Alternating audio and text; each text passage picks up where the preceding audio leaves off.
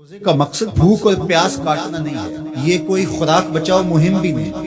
بلکہ فرمایا شہر یزاد فیہ رزق المومن، یہ مہینہ ایسا ہے جس میں مومن کا رزق بڑھ جاتا ہے، اس کا رزق زیادہ بڑھ جاتا ہے، یہ خرچہ کم نہیں ہوتا، اس میں تو خرچہ زیادہ ہوتا ہے، تو یہ اس لیے نہیں ہے، تو پھر مقصد کیا روزے کا؟ بھوک اور پیاس کا مقصد کیا ہے؟ تو ارشاد فرمایا لعلکم تتقون، اتقاء کا نور تمہیں نصیب، تقوی کا نور نصیب، اور تقوی کیا ہے؟ محتاط زندگی گزارنا، کوئی عمل اللہ اور اس کے رسول کے بتائے ہوئے احکام سے ہٹ کر نہ ہو، یہ تقوی ہے۔ دنیا میں رہتے ہوئے اس طرح زندگی گزاری جائے کہ دامن کہیں داغدار نہ ہو، رہو دنیا میں، ترک دنیا کا نام دین نہیں ہے، یہ واضح میں ہمارا دین ترک دنیا کا درس نہیں دیتا، لیکن غرق دنیا سے بھی بچنے کی تلقین ہے، ترک دنیا بھی نہ کرو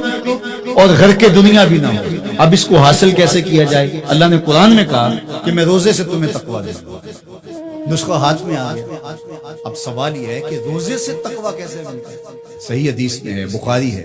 اذا جاء رمضان سلسلۃ الشیاطین، جب ماہ صیام رمضان المبارک آتا ہے تو شیاطین جکڑ دیے جاتے ہیں، شیاطین جکڑ دیے گئے، تبھی تو مساجد کے دروازے کھل گئے،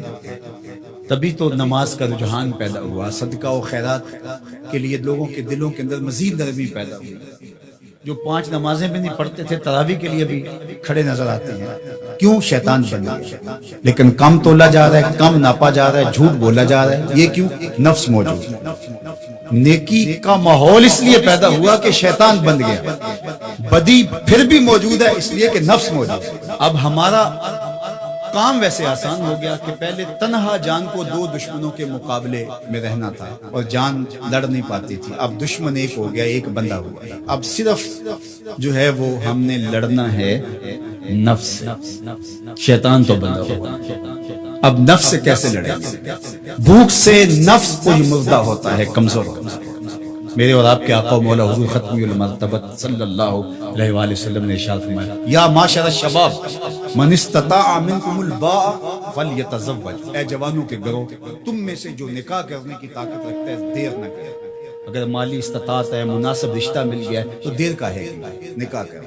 اور فرمایا اس لیے کہ نکاح نظروں کا بھی محافظ ہے اور تمہاری پارسائی کا بھی محافظ ہے۔ فَإِن لَمْ يَسْتَطِعْ، اور اگر طاقت نہیں ہے، کسی وجہ سے نکاح نہیں ہو پا رہا، فَعَلَيْكُمْ بِالصَّوْمِ، تو کثرت کے ساتھ روزے رکھو، فَإِنَّهُ لَهُ وِجَاء،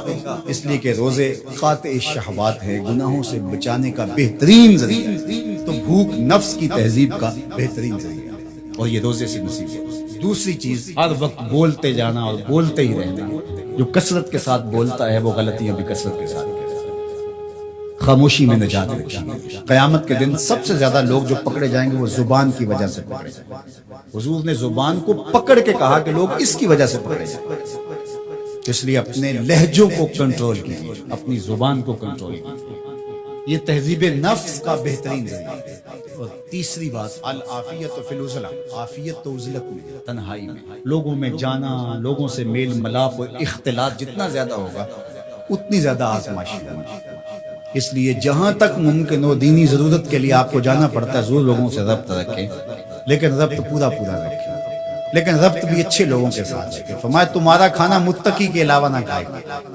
یعنی جس کی تم دعوت کرو وہ متقی ہو، پرہیزگار، اچھے لوگوں کے ساتھ ربط رکھو، نیک لوگوں کی صحبت میں بیٹھو گے نیکی ملے گی، برے لوگوں کی صحبت کے ساتھ بیٹھو گے تو برائی ملے گی۔ تو آئیے میں اور آپ روزے کو اس کے آداب کی رعایت کے ساتھ رکھنے کا عزم کریں۔ فرمایا کہ